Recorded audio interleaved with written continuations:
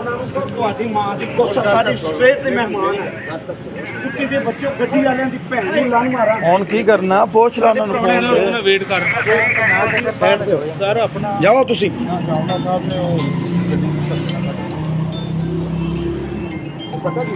ਉਹਨਾਂ ਨਾਲ ਮੇਰੀ ਗੱਲ ਕਰਾ, ਭੈਣ ਚੋਦ ਕਿਹੜਾ ਭਾਵੇਂ DPO ਹੋਵੇ,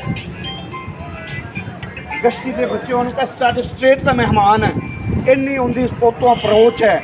ਬ੍ਰਿਗੇਡੀਅਰ ਸਾਹਿਬ ਨੇ ਕਾਲ ਕੀਤੀ, ਤੁਸੀਂ ਭੈਣ ਚੋਦ ਨੂੰ ਇੱਥੇ ਰੋਕ ਰਹੇ ਹੋ। ਲੋ ਤੁਹਾਡਾ ਹੁਣ ਇਹ ਨੋਟ ਕਰਨਾ, ਤੁਹਾਨੂੰ ਸਸਪੈਂਡ ਕਰ ਦੇਣਾ। ਤੁਹਾਡੇ DPO ਨੇ ਕਿਸੇ ਨੇ ਭੈਣ ਚੋਦ ਨੇ ਪੈਰਾਂ ਤੇ ਪਾਰ ਨਹੀਂ ਪਾਣਾ। ਫਿਰ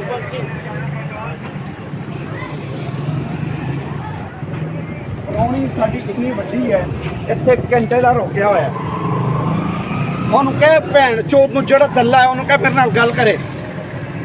ਭੈਣ ਦਾ ਫੁੱਟਾ ਹੁੰਦਾ।